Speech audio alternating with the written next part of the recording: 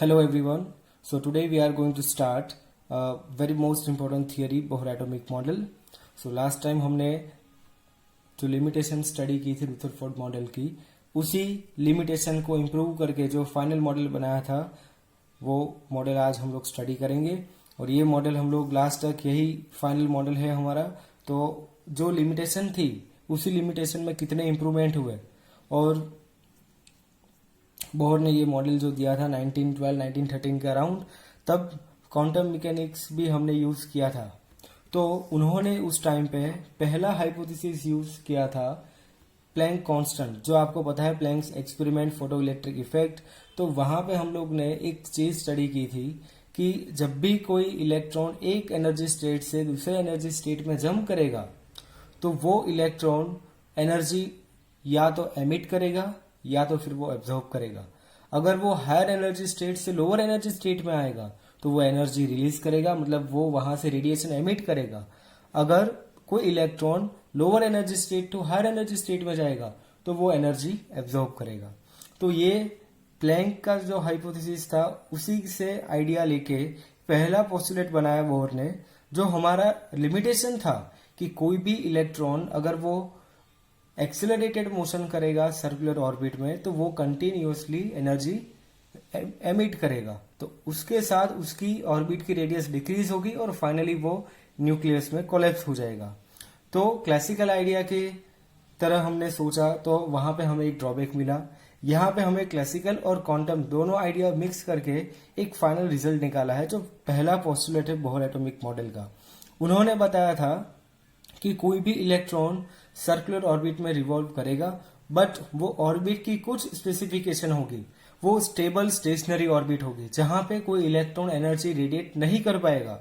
तो पहले उन्होंने स्टेशनरी ऑर्बिट को डिफाइन किया, उसके बाद एनर्जी रेडिएशन को भी एक्सप्लेन किया। एनर्जी भी रेडिएट करेगा इलेक्ट्रॉन, बट वो एक कंडीशन हुई तभी वो इलेक्ट्रॉन एनर्जी रेडिएट करेगा या फिर वो एब्जॉर्ब करेगा, वो हम लोग थर्ड पोस्टुलेट में स्टडी करेंगे। तो पहला पोस्टुलेट उन्होंने बताया था कि कोई भी एटम के पास ऐसी स्टेबल ऑर्बिट होगी जिनके पास कोई एक स्पेसिफिक टोटल एनर्जी होगी और वो स्टेशनरी ऑर्बिट रहेगी। अगर कोई भी इलेक्ट्रॉन उस ऑर्बिट में रिवॉल्व करेगा तो वो एनर्जी एमिट नहीं करेगा। तो पहला पोस्टुलेट था स्टेशनरी ऑर्बिट को डिफाइन करने के लिए। उसके बाद सेकेंड पोस्टुलेट में उन्होंने एंगुलर मोमेंटम को डिफाइन किया। हमने एंगुलर मोमेंटम क्लास 11 में स्टडी किया है ऑलरेडी। एंगुलर मोमेंटम क्या होता है? तो एंगुलर मोमेंटम हमने स्टडी किया था कि सपोज ये हमने ले लिया सेंट्रल रीजन न्यूक्लियस और ये ले लिया इलेक्ट्रॉन, वो एक वेलोसिटी के साथ सर्कुलर ऑर्बिट में रिवॉल्व करेगा। तो ये हो गई वेलोसिटी की डायरेक्शन, और वही डायरेक्शन होगी लीनियर मोमेंटम की। और लीनियर मोमेंटम और ये परपेंडिकुलर डिस्टेंस, मतलब ये रेडियस आर, तो इन्हीं को हमने आर क्रॉस पी को बोला था एंगुलर मोमेंटम। तो दूसरा पोस्टुलेट में हमने एंगुलर मोमेंटम को डिफाइन किया कि इलेक्ट्रॉन वैसे ही ऑर्बिट में रिवॉल्व करेगा जिस ऑर्बिट का एंगुलर मोमेंटम मल्टीपल इंटीग्रल होगा h/2π का। तो ये एक स्पेसिफिक और बहुत ही इंपॉर्टेंट सेकेंड पोस्टुलेट है जिसका प्रूफ डी ब्रोगली वेवलेंथ से हमने वापस डिराइव करना है। तो वो डी ब्रोगली वेवलेंथ से वापस प्रूव भी हो जाएगा। अभी हमें इस मॉडल के अंदर वो एज अ पोस्टुलेट यहाँ पे स्टडी करना है, उसके बाद हम उसका प्रूफ भी देखेंगे। तो सेकेंड पोस्टुलेट में ऐसा बोला बोहर ने कि कोई भी इलेक्ट्रॉन ऑर्बिट में रिवॉल्व करेगा, बट उस ऑर्बिट का एंगुलर मोमेंटम मल्टीपल इंटीग्रल होगा h/2π से। तो वहां पे h क्या होगा? h मतलब प्लैंक्स कांस्टेंट, जिसकी वैल्यू होती है 6.6 × 10⁻34 जूल इंटू सेकेंड। तो angular momentum L is equal to हो जाएगा h/2π, वहां जहां पे n होगा इंटीजर 1, 2, 3 एंड सो ऑन। तो n का मल्टीपल इंटीग्रल होगा h/2π which is equal to, हमें फॉर्मूला पता है r क्रॉस p, और वहां से हमें r क्रॉस p मतलब लीनियर मोमेंटम, और p के जगह पे हमने लिखा है मास इनटू वेलोसिटी, तो एम्पियर। ये फॉर्मूला हमने ऑलरेडी क्लास 11 में स्टडी किया है, और ये हमारा सेकेंड हाइपोथेसिस हो गया। तो सेकेंड हाइपोथेसिस में उन्होंने ऑर्बिट को एंगुलर मोमेंटम के साथ एक रिलेशन दे दिया कि अगर कोई भी इलेक्ट्रॉन कोई ऑर्बिट में रिवॉल्व करता होगा तो उस ऑर्बिट का एंगुलर मोमेंटम n h/2π जितना ही होगा, मतलब h/2 का मल्टीपल इंटीग्रल होगा। अब बात है third and the most important postulate की, जहां पे आप लोग को लिमिटेशन में डाउट था कि भाई इलेक्ट्रॉन तो जैसे क्लासिकल थियरी हमने स्टडी की कि इलेक्ट्रॉन रिवॉल्व करेगा तो एनर्जी तो रेडिएट करेगा, तो वही चीज उन्होंने इस थर्ड पोस्टुलेट में दिया है कि वो इलेक्ट्रॉन एनर्जी तो रेडिएट करेगा, बट कैसी कंडीशन होगी तब वो इलेक्ट्रॉन रेडिएट करेगा। तो अगर कोई भी इलेक्ट्रॉन ट्रांजिशन बनाएगा, इसका मतलब कोई भी electron higher energy to lower energy state में आएगा, तो वो इलेक्ट्रॉन उस एनर्जी डिफरेंस के जितना कोई भी रेडिएशन एमिट कर सकता है। इसका मतलब ये हो गया कि अगर ये न्यूक्लियस के अराउंड ये हमने फर्स्ट ऑर्बिट ले ली, ये हमने ले ली सेकेंड ऑर्बिट, ये n इज इक्वल टू 1, ये n इज इक्वल टू 2। अगर कोई इलेक्ट्रॉन ये सेकेंड ऑर्बिट में घूम रहा है, कोई इलेक्ट्रॉन, उसके पास एनर्जी होगी EF, मतलब हमने ले लिया यहाँ पे फाइनल ऑर्बिट या फाइनल स्टेट। अगर ये इलेक्ट्रॉन रिवॉल्व करते करते करते ट्रांजिशन बनाएगा, मतलब वो ट्रांजिशन करेगा हायर एनर्जी स्टेट से लोअर एनर्जी में, मतलब ये इलेक्ट्रॉन यहां से रिवॉल्व करते करते करते करते फाइनली जंप किया उसने और वो यहां पे आ गया फर्स्ट ऑर्बिट में, जहां पे उसकी एनर्जी होगी EI। मतलब मैं आपको एक सिंपल सा एग्जांपल देता हूं यहाँ पे, अगर कोई इलेक्ट्रॉन को सेकेंड ऑर्बिट में रिवॉल्व करने के लिए एनर्जी की रिक्वायरमेंट होगी फॉर एग्जांपल 7 जूल। ये सिर्फ एग्जांपल है, मैं आपको एक्सप्लेन कर रहा हूं विथ न्यूमेरिकल वैल्यूज। अगर 7 जूल एनर्जी के साथ वो इलेक्ट्रॉन इस ऑर्बिट में रिवॉल्व कर रहा है और उसको अगर फर्स्ट ऑर्बिट में जाना है और फर्स्ट ऑर्बिट में रिवॉल्व करने के लिए उसको एनर्जी की रिक्वायरमेंट होगी सपोज 5 जूल, तो उसके पास तो 5 जूल से ज्यादा एनर्जी है, तो वो 7 जूल एनर्जी के साथ फर्स्ट में नहीं जाएगा, वो अपनी एनर्जी को 5 जूल में कन्वर्ट करेगा। इसका मतलब वो 7 जूल वाली एनर्जी के साथ यहां तक पहुंचा, उसके बाद यहां जाने के लिए इस पाथ में उसने 2 जूल मतलब 2 जूल जितनी एनर्जी को रेडिएट कर दिया in the form of photon. तो वो एनर्जी अब उसके पास, इलेक्ट्रॉन के पास हो गई 5 जूल, जो इनफ है फर्स्ट ऑर्बिट में रिवॉल्व करने के लिए।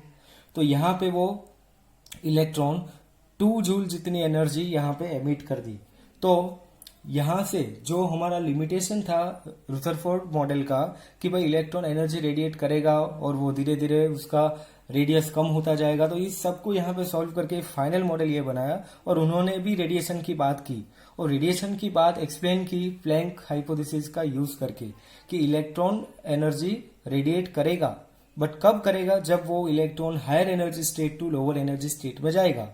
तो जब भी वो higher energy state to lower energy state में जाएगा तो वो दोनों एनर्जी स्टेट का जो डिफरेंस बचेगा, मतलब यहां पे आपने देखा 7 जूल माइनस 5 जूल, मतलब EF माइनस EI, जो एनर्जी बचेगी उसी उतनी ही एनर्जी का वो फोटोन एमिट करेगा, वो होगा H इंटू F। ये हमने ऑलरेडी 11th में भी स्टडी किया है, H इंटू F जो होता है hc/λ। तो यहाँ पे ये प्लैंक हाइपोथेसिस का यूज करके हमने एनर्जी रेडिएशन का भी एक्सप्लेनेशन दे दिया। तो ये 3 पोस्टुलेट से ये एटॉमिक मॉडल कंप्लीट होता है। और लास्ट मॉडल में हमने दिया यहाँ पे, it states that an electron might make a transition from one of its specified non radiating orbits to another of lower energy. When it does so, a photon is emitted having energy equal to the energy difference between the initial and final state। मतलब जो energy difference रहेगा उस energy difference के साथ वो energy radiate करेगा, मतलब उसकी फाइनल एनर्जी, फाइनल फ्रीक्वेंसी हो जाएगी, जिस फ्रीक्वेंसी का वो फोटोन एमिट करेगा वो फ्रीक्वेंसी हो जाएगी F is equal to EI minus EF upon H। मतलब वो एनर्जी ऑफ इनिशियल स्टेट, मतलब मैंने जो एग्जाम्पल दिया उसमें EI मतलब जो हमने ये सेकेंड ऑर्बिट दी थी, ये फर्स्ट ऑर्बिट और ये सेकेंड ऑर्बिट, यहां पे कंफ्यूजन नहीं क्रिएट करना है। इनिशियल स्टेट मतलब वो इलेक्ट्रॉन पहले कौन से स्टेट में था, सेकेंड नंबर के ऑर्बिट में, मतलब इसको यहां पे दे दिया था EI और फाइनली वो कहां पे आ गया EF। तो मैंने जो एग्जांपल लिया था उसमें ये मैंने इंटरचेंज किया था, तो डिफरेंस का कोई टेंशन नहीं है, यहाँ पे सेम ही चीज है। इतना याद रखना है, हायर एनर्जी से लोअर एनर्जी स्टेट में ट्रांजिशन किया है, तो जब भी वो ट्रांजिशन करेगा इन दोनों के बीच का जो डिफरेंस बचेगा उतनी एनर्जी का वो फोटोन एमिट करेगा। तो यहां से वो लिमिटेशन को भी ओवरकम कर लिया, एनर्जी रेडिएशन का क्वेश्चन भी खत्म हो गया और सर्कुलर ऑर्बिट में कंटिन्यूअसली रिवॉल्व करेगा, मतलब एटम स्टेबल हो गया अभी। तो ये बोर एटॉमिक मॉडल बहुत ही इंपॉर्टेंट क्वेश्चन है आपके एग्जाम्स के लिए। आप कोई भी स्टेट बोर्ड के एग्जाम यहां से प्रिपेयर कर रहे हो तो आपके लिए ये क्वेश्चन बहुत ही इंपॉर्टेंट रहेगा, जहां पे आपको ये बहुत पोस्टुलेट 3 मार्क्स में भी आ सकता है और 2 मार्क्स में भी आ सकता है। तो तीनों पोस्टुलेट आपको पता होना चाहिए। बहुत ही सिंपल पोस्टुलेट है। देखो मैं आपको वापस से रिवाइज करवाता हूं। जैसा कि हमने रुदरफोर्ड मॉडल में देखा था कि कोई भी इलेक्ट्रॉन अगर सर्कुलर ऑर्बिट में रिवॉल्व करेगा तो वो एनर्जी रेडिएट करेगा कंटिन्यूअसली और वो फाइनली न्यूक्लियस में कोलैप्स हो जाएगा। तो उसी को इंप्रूव करके फर्स्ट पोस्टुलेट बनाया बोर एटॉमिक मॉडल में।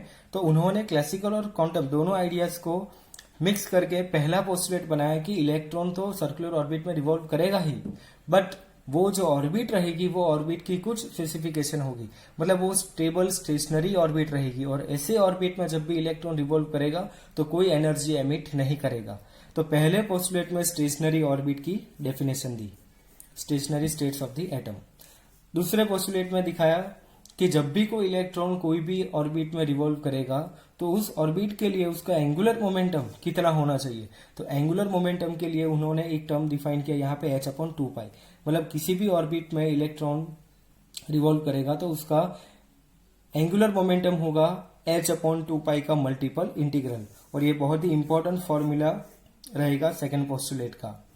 और उसके बाद थर्ड पोस्टुलेट में उन्होंने एनर्जी रेडिएशन का क्वेश्चन भी खत्म किया कि एनर्जी तो रेडिएट होगी, बट कब होगी, जब कोई electron higher energy state to lower energy state में ट्रांजिशन करेगा तो दोनों स्टेट की एनर्जी का डिफरेंस, उतनी एनर्जी वो यहां से एमिट करेगा in the form of the photon. और उसका कैलकुलेशन बहुत ही सिंपल है। फाइनल मतलब जहां पे इलेक्ट्रॉन था पहले वो higher energy state minus lower energy state which is equal to h/f। ये न्यू है, सिंबल फ्रीक्वेंसी का ही है, तो कंफ्यूजन नहीं होनी चाहिए। ये न्यू मतलब हो गई फ्रीक्वेंसी। तो इतनी एनर्जी एमिट होगी, तो फ्रीक्वेंसी हमें जो कैलकुलेट करनी होगी तो फ्रीक्वेंसी यहां से कैलकुलेट हो जाएगी EI - EF/h, जहां पे h होगा Planck's constant, EI is greater than EF, higher energy state to lower energy state में ट्रांजिशन।